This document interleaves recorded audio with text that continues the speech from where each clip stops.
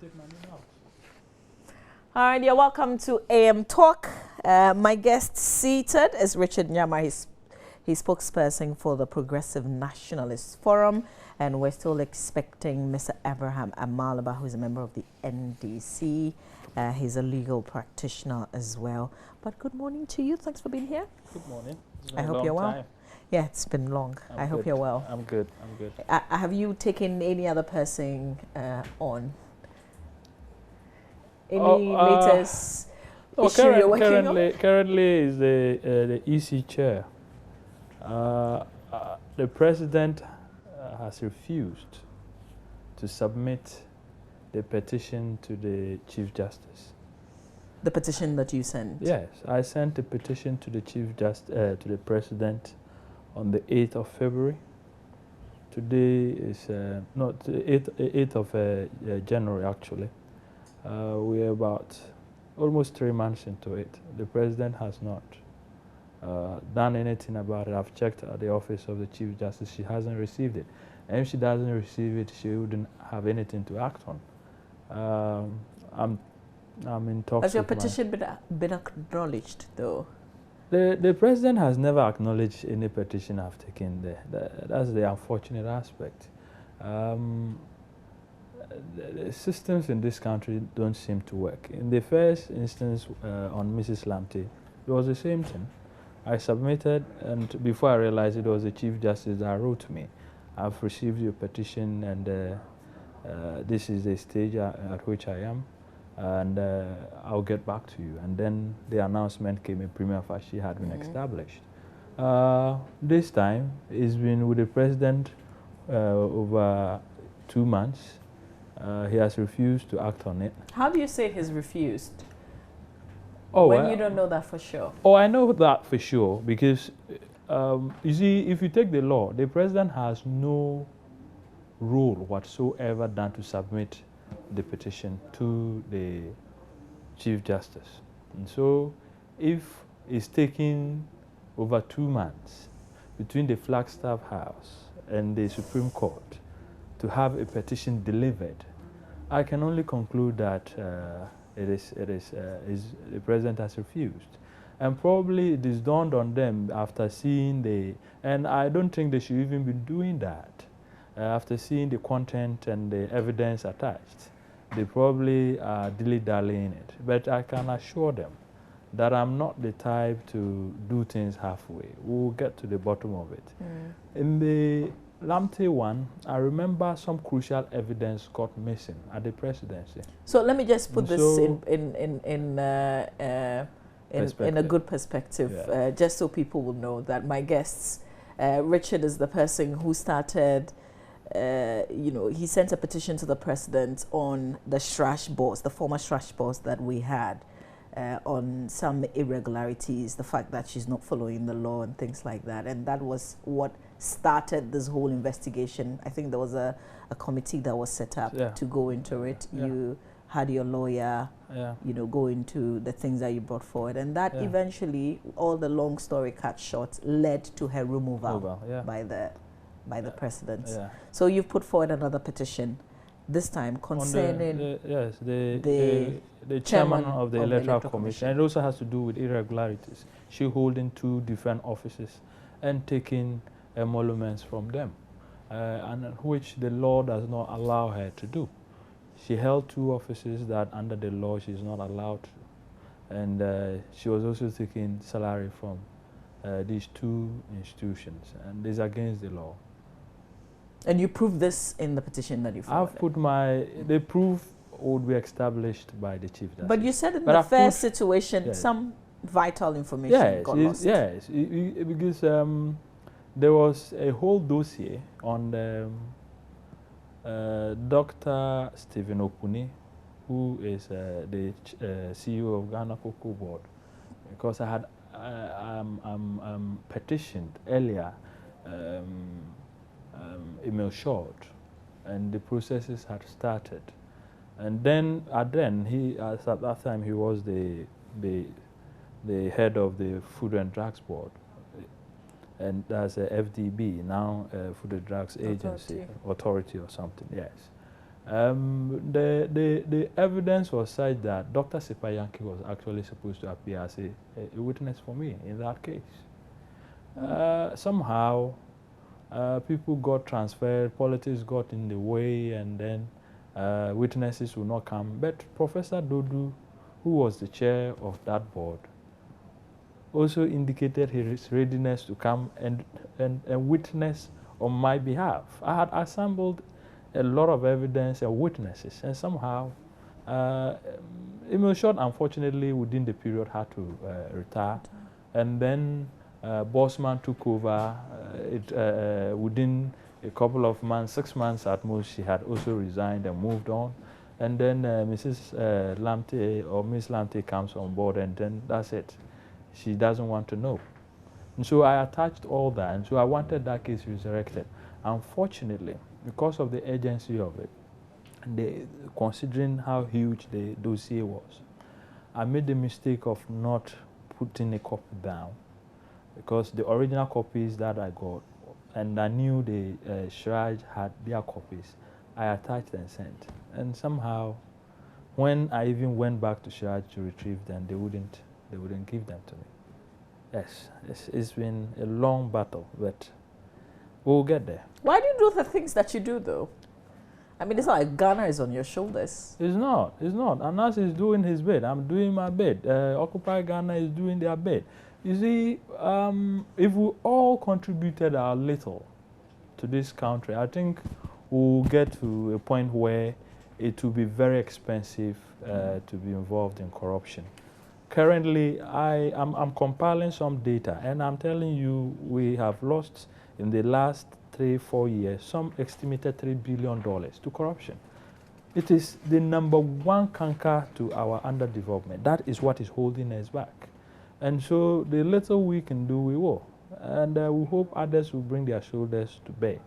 But I think largely the onus is on the state, and the state seems reluctant because in most cases, it is the state that is perpetuating the corruption. All right, when we come back, Mr. Abraham Amalia will join us for a lengthy conversation. Stay with us. You're watching AM Show, and this is AM Talk.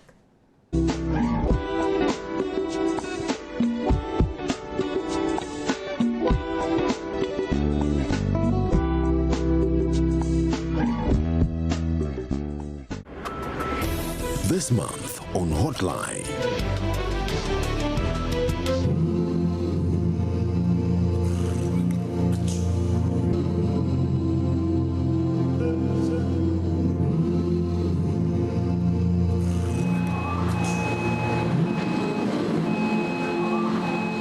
He operates the first-class spine specialist hospital in West Africa, not for the money, but for the ailing and dying poor. I want to give back.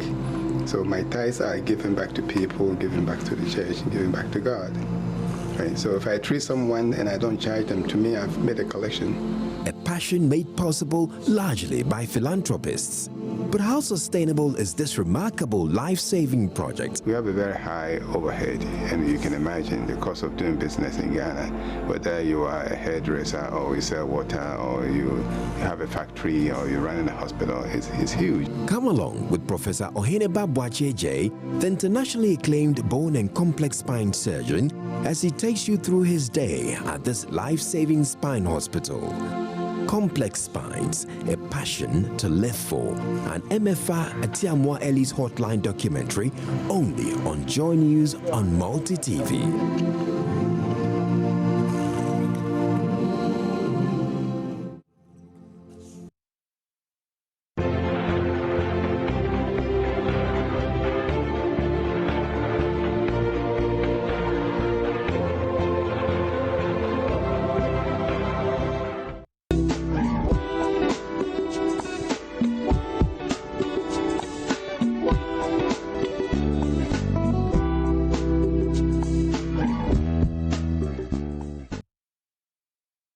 As AM Talk, we've been joined by Mr. Abraham Amalia, who is a member of the NDC, also a private legal practitioner. So good morning to you, sir. Good morning, Mama. Thanks for being here. Thank you for having me. I apologize for coming in late. No problem. Once you're learning ever, I'm okay. Right. You know, it's unusual of me. I'm always punctual. Yes, so something must have helped me. Yeah. Definitely. But you asked my colleague a question why he's doing the things he's doing. And he said that, oh, he's doing his bit, and as he's doing his bit. I don't think what he's doing is motivated by the love for Ghana, no. It's not? No. It's motivated by the love for political power. Indeed, the things he's talking about today, and going to court on them, happened in the Kufuor administration. Where was he? You see, if you say you want to fight malaria, and we know mosquito is a cause of malaria, wherever you see mosquitoes, you kill them. In your house, you kill them. In my house, you kill them. In his house, he kills them. But when you pick on a government, and you know there were similar acts. Loretta Lamte was this I'm saying that it's in this regime that he's found his voice and he's doing what he's doing. In the Kufuor administration, we saw President Kufuor using taxpayers' money to buy chains and hang around his friends' necks, including his own neck. What did he do about that? So I'm saying that yes, what he's doing is good. Were those not honest? Honest for what? The things he's talking about today, calling for accountability. Did he ask for that? But is it wrong for him to find his voice now? Good. I'm congratulating him for finding his voice now. But I'm saying that it is not motivated by the love for Ghana. If not, he wasn't not just born in this administration. Was he born in this administration? He was born some time ago. He has lived through the Kufuor administration, at least. At the time of the Kufuor, he was an adult, fully fledged adult like he is, capable of doing what he's doing now. Why didn't he fight it? So, yes, but let's put it in proper perspective. It is for the love for power, political power, and not for the love for Mother Ghana. He objects to that. Well, he has a mouth. But that's your opinion. I'm sure he's trying to say. Yes. Mama V, I think my brother Amalia is so misinformed. If he cares to know, a large part of President Kufuor's regime, I wasn't here. Oh. I wasn't here. I wasn't in Ghana. So you can't fault me. You were not in Ghana? No, largely. I'm telling you, a large majority of it. Let's get into the conversations for today. I came and met which the small part of the Kufuor administration, there wasn't any acts of corruption. Go and check. I got back on the 29th of February 2009. Sure. Let's get on to our talk issues. We'll start with this 2 High Court judges who've been sacked. 2 more High Court judges cited in the judicial corruption scandal have been removed from office effective April 19, 2016. And I'm sure that you're familiar with this story, Mr. Nyama. Should we all receive this? This means that the Chief Justice, the committee that she set up, they're still working. Yes. And I want to congratulate my brother Anas for doing what he's done. I took one case to the president, petitioned the president on the Shraj boss. And Mama V, you wouldn't believe it. It took excruciating 8 months to have that case resolved. It takes your time, your Miss money. Lamte, you mean? I'm telling you, it takes your time, your money, it takes your life. Because look, there are times I had to go read through all documents overnight because the next day I'm giving evidence. And you're giving evidence over weeks, okay? You would have to have your facts right. You shouldn't be contradicting yourself. And so sometimes the whole house is sleeping and I'm talking to myself, getting myself ready for the next day to be cross-examined and all that. And that's has how many of them to go through, and that was what I told him. I said, my brother, you're not in a very good position now. Your life is going to come to a halt until this issue is resolved. And I predicted that it might take up to 2-3 years to resolve it or have all of the issues done. But it looks like some system is being put in place by the Chief Justice and the committee that has accelerated the process. You see, the other thing going for him is the fact that the evidence is already there, captured. And so you now have to come and look at your own images and then deny whether it is you or it's not. And so it's a bit straightforward compared to mine. But it's a lot of work, and we need to congratulate him for taking that up. Obviously, the Shraj issue set the pace and the tone and the procedures, because until that case, we had to go and virtually set the rules and get how it will all go through. But after going through that, I'm sure the precedent had been set for subsequent sittings and committees to work with. But I think the Chief Justice needs to be seriously congratulated. I remember my brother Amalia had the crusade, carried out the crusade with some other lawyers to malign and denigrate the Chief Justice. At the point, they even wanted her out of office. And these issues of corruption and the though it was all politically motivated, like he was insinuating in my case, largely she's held her own. And if there is any institution among the three organs of government that is showing commitment, okay, to the fight against corruption, so far I think it's the judiciary. The judiciary. The judiciary. Because, look, they have realized originally they were like, bring evidence. The evidence has been brought. They are doing something about it. She's not shielding her own. She's dealing with them. I can't say the same for Parliament. A lot of things have come out about Parliament. At the end of the day, it gets shelved under the carpet. I remember a former MP for Esukuma Dobin Brakwa, I've forgotten, the PC appeal for it, made allegations of some monies being given under the Kufuor regime, $5,000. Somehow that matter fizzled out. Your party handed him out. Don't get ahead of yourself. Alban Gbagben, okay, I think he's the majority leader now. Yes. He clarified the statement that you're just about repeating. Oh, clarified. So you can make a statement and then not actually know what you're saying and later on have to come and clarify. Yeah, he accused parliamentarians of corruption, bribery and corruption, deep-seated. And you see, when you go to, they have always a means of dealing with each other. But you think the judiciary is doing better than the judiciary is doing it. It's right in our faces. People are being dismissed. Okay, I hear the police wanting to get involved. I don't think they will go anywhere with it because that would be double jeopardy. But you see, in their case, I think it's petty thievery. A goat here, a sheep there, 1,000 cedis there, 2,000 there. The impact of it, the moral impact is what is the issue. And largely, the innocent people who are compromised or victimized as a result of this injustice. But come to the chunk of the monies that this country is losing, the billions of dollars that we are losing as a state. Amalia, I'm referring you to the Ministry of Finance. Go and take each of the Auditor General reports. And it looks like the media is not averting its mind to it. Isn't that what's happening at the Public Accounts Committee? Hold on. The amounts of the sheer volume of money that is going missing, the Ministry of Finance is at the heart of it. The Ministry of Finance, please read my lips. On the average, we are talking about two judges. On the average, he's getting ready to on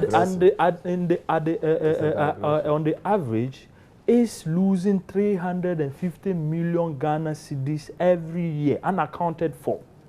It is the #1 state agency that is losing a lot of money. Nobody is talking about it. Okay, you have Ghanaians suffering. You are talking of NADMO not being able to. That will be the last issue that we will tackle. Yes, no, but the point is that the monies, Amalia, when it gets to you, you can somersault all you want. Please allow me to flow. The largest amount of money, the development of this country that has come to a halt is largely at the doorstep of the president and the executive. When you bring the issue, they will shield it, they will find ways and means of clearing it. Smarties, bus branding that you have proudly put into the gospel according to John Mahama, your green book. Please learn for me. Woyome, call it. It's isophoton, JIDA.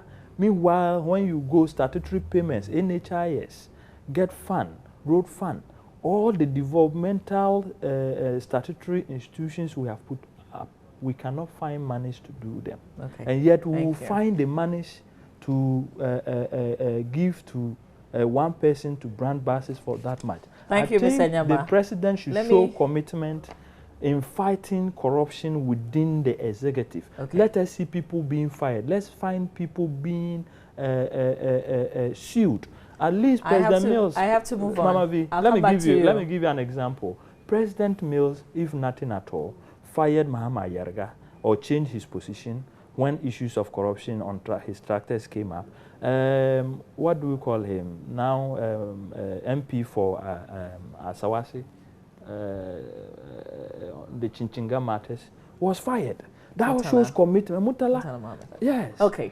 All right. Let me move on to Mr. Malaba because he hasn't said a word on this. You are a legal practitioner. I'm sure you go before some of these judges. 2 justices of the High Court, Justice Kofi Esel-Mensah and Justice Francis K. Opoku, have been removed from office for stated misbehavior. The 2 were deemed to have traded justice for money in the infamous judicial bribery scandal that hit the country late last year. Any memories of your time in court with them that you're probably thinking, oh, Mama V. they were not fair to me? Mama V. Yes, sir. He's going to react to me. As a young lawyer, I joined some other 3 senior lawyers in this country at the time that it was not fashionable to dare the judiciary. Google my name, and what you know about me is about this case. As a young lawyer, I joined Dr. Raymond Atuba, who is years ahead in the bar, David Annan, the late Larry Bimi, and later Chris Akumi joined. I joined them as a young lawyer to expose corruption in the judiciary. In fact, it was based on our work that Anas then took it up. Because was it? You said it was based on your work? Oh, yes. When you listen to Anas, I thought in your case you didn't have proper evidence. That's where I'm coming. Anas says that whenever you talk about judicial corruption, they say bring evidence. So he has gone the extra mile. I'm saying that we lay the foundation, no matter what it is. We, the 4 of us, the 5th person who came to join us, Chris Akumi, we laid the foundation. We were able to dare the judiciary where devils were not even there. You know it. So what difference has that made in what we're saying today? It has created the foundation for people to now be emboldened to do what they are doing subsequently. We were the sacrificial lamb to the extent that our licenses were being threatened to be withdrawn. You know that. You were in this country.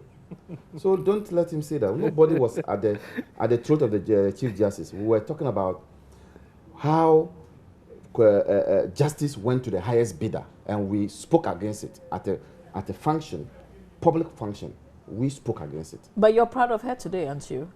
Why not? When this scandal broke out, I said that following our expose, the Chief Justice has bared her teeth. And even following our expose, I thought you would be following Anas's expose. No. You don't understand. You don't understand the sequence. Okay. Following our expose, the Chief Justice, before even Anas, fired 2 judges. So the fact that he said something that there was no precedent. Look, judges have been fired. They have been sacked since time immemorial. Judges have been sacked. The procedure is there. It's not your case that brought this procedure. Judges have always been sacked. They have been removed. Just like how journalists are removed. Painters are removed from their workplace. Judges have been removed. It's not your case. But I said that when this matter broke, I said that even though this has shaken the foundation of the judiciary, it also provides an opportunity for the judiciary to cleanse itself and to begin to claw back some confidence in it.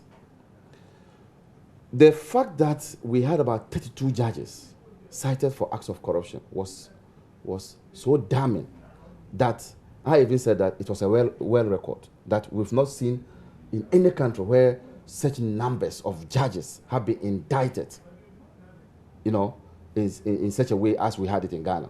But I also said that I know, knowing what I know about the Chief Justice in the 2 cases I've spoken about, I know that the Chief Justice is going to take this seriously. I also said that, knowing that very soon she'll go on retirement, she'll want to go out on a note that it was during her time that she cleansed the judiciary. So these things happening. Are you expecting more? Oh yes, this brings to 4 Superior Court judges. Don't forget that 2 have already been fired. There's Ajet and some other guy. Then these are the 2. There are 8 Superior Court judges. So that brings the number now to 8. 3 of them are in court fighting for their survival. There is one, Habib Mustafa Logo, is another one, and there's a 3rd one. So I am of the view that there will be more casualties, and the president will not hesitate when the committee recommends to fire them as he did in this one. Talking about corruption, the most credible anti-corruption organization in the world is Transparency International. And you know that Transparency International has singled out Ghana, Senegal, to be the 2 African countries that are fighting corruption and have increased our rating. You know that. So if somebody comes to sit here who is not an authority in the fight against corruption, I don't think that it is proper. When Transparency International has proven that Ghana and Senegal are the 2 leading African countries fighting corruption. But if the fact that you're fighting corruption does not mean that corruption does not exist, or, you know, a lot more people are not practicing their acts. See, there is no way, even in the Garden of Eden, there was corruption. So there's no way that there will not be corruption. For me, what is most important is when it rears its ugly head, what do? You clamp down upon it. Clamping down is having some people in court, national service people. Clamping down is what you have at JIDA in court. So this is a government that will not say that, let the next government come and prosecute. This is a government that will say that I'll prosecute my own. When we see actions like that, yeah, and we see the BAS branding, then we are like, are we learning anything from what we're doing? You see, it is not everything that has criminal connotations. This is a contract. You brought your goodies and say, I can supply you with this. I can supply you with this 100 Ghana cedis. Then I look at it. My eyes were open. I entered into a contractual relationship. It turned out that the amount you quoted is high. There's no criminality in it. Oh, but shouldn't you have known? I mean, especially because we're all in this environment. It's about saying that the U.S. has got the most sophisticated intelligence. So they should have known that 9/7 or is it 7/9, which one comes first, would happen. There's always a way, no matter what it happens, some will slip through. And so let's not go there about fighting corruption. This government is not the type of government that will say that, oh, if I fight corruption, then my government will come back. We know this government is not saying that. So for me, the judicial scandal is an opportunity for this Chief Justice to cleanse the judiciary, and I have confidence in her that she will do it, knowing the record that I know about her.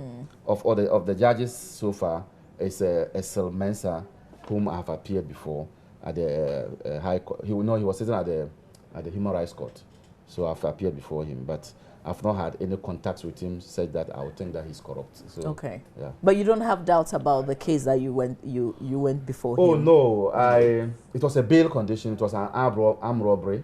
I felt that I had already spoken to my clients that it's a 50-50. They were talking about a bail for an armed robbery case, and armed robbery is not bailable. But I went under the provisions that if the case is unduly delayed, if the prosecution don't come to commence the case, it's a basis upon which you should release the accused person. But I went to him and he said that no, that was 6 months. He said no, 6 months is not still enough because the AG has a pile of cases to deal with. So if mine is just 6 months, I shouldn't think that it's too much delay. So you lost your case? I lost my case on that because it was not enough for me to want to ask for a bail. But I already told my clients that If it were like 1 year, 2 years, the practice is that when you detain somebody for long and you don't bring the case on to remand court, and you're not prosecuting the case. But 6 months, you look at the pile of cases that they have to handle. But they were pressing me. I said, well, this is what I have for you, but we'll go and we'll see what will happen. So in that sense, I mean, you think that he did it was fair judgment? It was fair judgment. Okay. Yeah. If it were like 2 years, then I'll say that they have good basis. Okay. Well, quickly, let's move on to this assassins who are plotting to kill Nana Addo Rawlings, who's the wife of former President Jerry John Rawlings. And there's a story in the Daily Guide newspaper that is also saying something about threats on the life of Nana Addo. I'll pull that paper up in a bit, but this one says that the former First Lady of Ghana, Nana Addo Rawlings, has become a target of political assassination in the country. Aides of the National Democratic Party have said, according to the Director of Operations of NDP, Joseph Bediako, the former First Lady has been trailed on separate occasions by some 2 men who possessed lethal weapons. He said their behavior betrayed their intention, which he said was to get the former First Lady killed. Addressing the issue at a news conference on April 20, Mr. Bediako said the first man came to the residence of the former First Lady asking to see her because he has a special message to be delivered to her. He said upon several interrogations by a security detail of Mrs. Rawlings, the man said he has been sent from the people in power, if you like, higher places. He was later walked out of the residence, but it continues to go on. You can read full details of that on myjournalline.com. Mr. Nyama, I'm sure that you've heard about this, you've read this. What does this mean? Yeah. Before I get that there, knowing Anas Arimia Anas the way I know him, it wouldn't take Amalia to make Anas bold to do what he's doing. Okay, so you had to go there, yes, even though we had moved on. Yes, and secondly, the president needs to show commitment in fighting his own government and people who have been branded and evidence given to him. If the judiciary fire the person and then bring you and you dismiss the person, I don't think you have done any work. Those that are before you, the millions of dollars, the Subers, the GDS, and all the rest. I am. Yeah. All the rest, when they get to your doorstep, deal with it. And let's know that you are interested in fighting corruption, not the talk, where people will go to court and then based on that you say you can't go after where you may. Let's talk about assassination attempts. Yes, the assassination attempts, they are real. And I think the president and the government need to address their minds to it. Look, in the past couple of months, if you take the behavior of the BNI, for instance, it's a state institution. They are using some phantom powers of theirs that you don't know where they're legally getting them from, detaining people left, right, center. They are all known people related to the flag bearer, one way or the other, of the New Patriotic Party.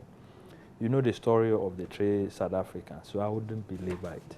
Then his head of security, Captain Koda.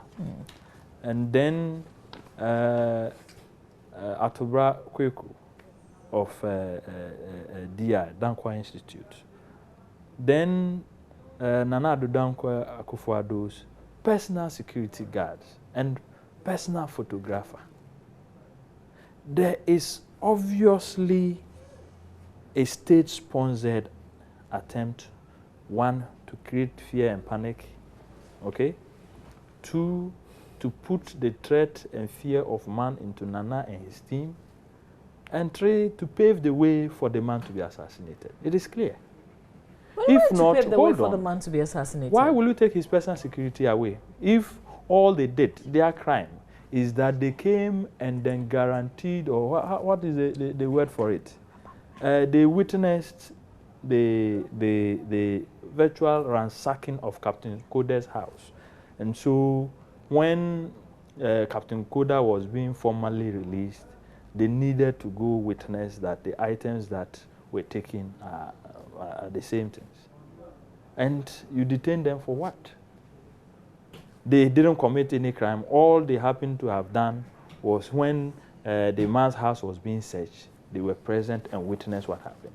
And if you are releasing him, they need to come and agree that, yes, ABCD was what we took in your presence, and that this is it. And after that, you want them to fill a personal profile form. Are they so criminals? You think all these, you know, are just the government is paving the way for the man to be killed. So what did they stand to gain when that happens? Oh, he's out of the way. Look, the government is losing power, and they are aware of it, that they're losing power and is getting out of their hands. If not, their vice chairman and their regional chairman and their parliamentary candidates are not going to be chased out of places that they go. Okay. I have to do this quickly. I have to let him have a say, and then I'll come back to you if I do have time. Okay. Apologies. Mr. Malba.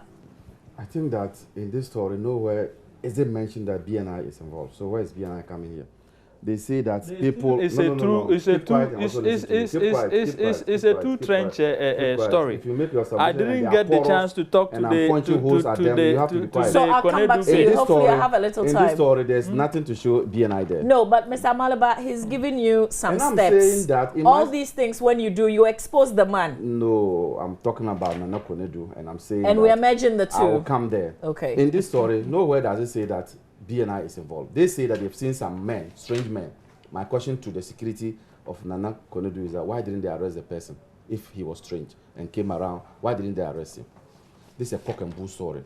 For Nana Akufo-Addo, I don't. You don't believe the story on I don't Nana Konedu? For Nana Akufo-Addo, who is after Nana Akufo-Addo's life? Indeed, if there's anybody after Nana Akufo-Addo's life, it's within their own party. You know that in their party, they kill each other. In their party, they pour acid on each other. In their party, there are disagreements. So if there's threat, it's within their party. Captain Koda says that... When you put it that way, it's like something that is happening. But this is one-time event that has happened. Haven't you seen violence that has caused the life of MPP people? Nana Akufo-Addo has gone to funerals in Kumasi, to Bolga, within their own party. And are we not aware of the division in the MPP, which is so pervasive that they fear each other? And I'm saying that if there is any threat is coming from Nana Akufo-Addo within the party, Captain Koda, what is he trying to do? Because he has been busted, he wants to justify his wrongdoings by bringing in these two South Africans into the country. Because he has been busted, he's now looking for a justification and say that Nana Akufo-Addo's life is in danger. Why? The police called all political parties and told them to come for a facility where the police will give protection to the vice president candidates and the president candidates. If Nana Akufo-Addo's life is in danger, why hasn't he accessed the facility? Nana Akufo-Addo's life is not in danger. It is only a political ploy to justify the bringing in of the three South Africans or two South Africans. And that is the way they want to justify it. All right. Captain Koda has gotten it wrong, and he must agree that it's wrong. Okay, 30 seconds. We have to wrap up now. Yes. In the case of Nana Konedu, it is obviously the case that if somebody is carrying a weapon, I wouldn't be dumb enough to want to go and arrest the person. Just this Friday, she was at the University of Ghana at the instigation of a Deputy Minister of Education. She was denied the access to address the students. And she was exposed for 3 hours, sitting outside. It is obvious that you are creating a situation where these people can be attacked and killed. Okay. So it is obvious. All right. We have to wrap that agenda. We have to wrap it up. I thank you for your time. It was the university authorities who said that the proper procedures were not followed. That's how come All right. she was I thank you for being here. Yes. We have to make way for entertainment up next. Stay with us. Nibanza.